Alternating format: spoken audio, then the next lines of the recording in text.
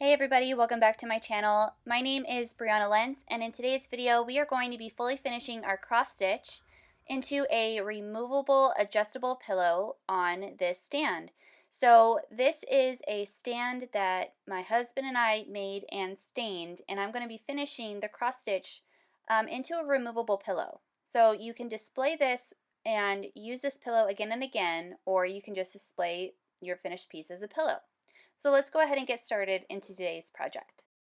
So for the supplies that you will need a stand. Comment down below if you're interested in seeing how my husband and I made and stained these stands, what stand we use. Let me know and I'll make a video for you. So you're going to need a stand, you're going to need your cross stitch. This is Candy Cane Coupe by Stitching with the Housewives, and you will also need a backing fabric. I'm using a red and white ticking fabric that I bought from Walmart. It's really sturdy, it's almost like a duck cloth. I love it. If in any of my videos you want more details, don't forget to look in the description box below. I will always link you to the post on my website related to this video, and you'll find more information there too. So to begin, what I'm going to be doing is I'm using the bottom of the stitch as my guide for a straight line, and I am going to cut 1 inch all the way around, again using my stitch as the guide for the 1 inch. And then I will be measuring the piece and cutting my duplicate backing fabric directly, correlating to what size fabric I need. I'm going to double check everything, and I'm going to pin the right sides together, so all the way around except for about 3 inches on the bottom, because I'm going to need to turn this piece out. I always pin thoroughly because this will move, and I want to make sure everything is as straight as possible. And I always go forwards and backwards 3 times when I start and stop my stitching, because there's going to be a lot of stress when I pull this right side out.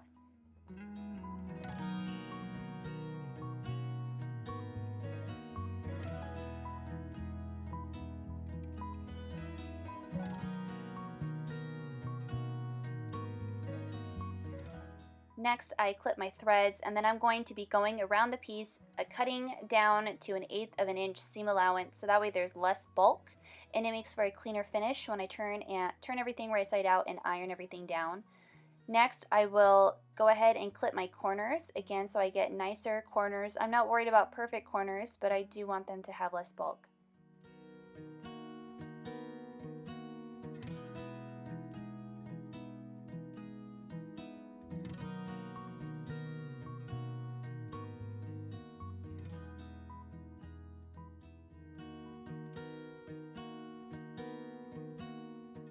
Once I have everything turned right side out, I get my chopstick out and I push all that bulk out, so I get, as nice of corners as I can get. And then I'm going to make sure everything's centered how I want, work the outside seam, so that 1/8 inch of a seam allowance.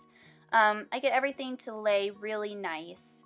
And then I'm going to go ahead and press this with my iron, and I'm going to press that bottom seam inwards, so that way that's already in place how I want it, and everything just behaves nicer for me.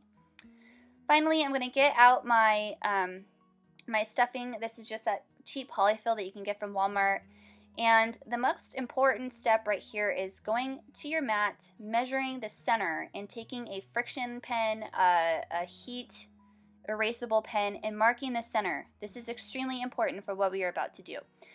And make sure you have that. This is what I use. Now here I'm using Wonder Clips. You can easily use pins, and you're going to mark where your seam, the opening part of your seam starts and where it ends. And this is really important because you're going to go to your machine, and I usually go 1/2 inch from the top of the work, and you're going to stitch down to 1/4 of an inch before that marked line. And then you're going to secure that by going backwards and forwards and backwards and forwards. And then you're going to lift your needle up, disconnect your thread, go 1/4 of an inch past, go forwards, backwards, really locking those stitches in, and then you're going to continue your stitch to 1/2 an inch before the end of your work. Because you're going to place this pillow on top of your stand, you want to have a tight connection as you slide it over the stick of your stand, and you don't want it too loose to where it's just going to flop around everywhere. But you need to give yourself enough room that that hole on the bottom of your pillow will allow you to stick the stick through for you to put your pillow on your stand. So I hope that makes sense, and I hope that translated well. Lastly, we're going to clip all of our threads because this is the finished work. Isn't it beautiful? What I love about this is that you could easily take this back to your machine and finish that top stitch, and you have a finished pillow that you could display, or you can just leave it unfinished and display it as well. Now see that marked line? Not cute, right? Just take it over to your sewing machine, hit it with hit it with your iron, and it's going to completely erase. And I have never had marks from these friction pins come back to haunt me later, so I'm really confident in that. Now, this is the moment we've all been waiting for. We get to put it on the stand, and if you like these stands, again, comment down below. I'd be happy to give instructions as to how we make these, because I'm going to be continuing finishing my cross stitch on these stands. I'm going to be using this one stand, and I'm going to be continuing to make pretty cross stitch things and finish them on this stand. So I have less to have to worry about to display, and I'm very happy with them. I hope you like it. Let me know down below, what do you think about this finishing? Do you like it too?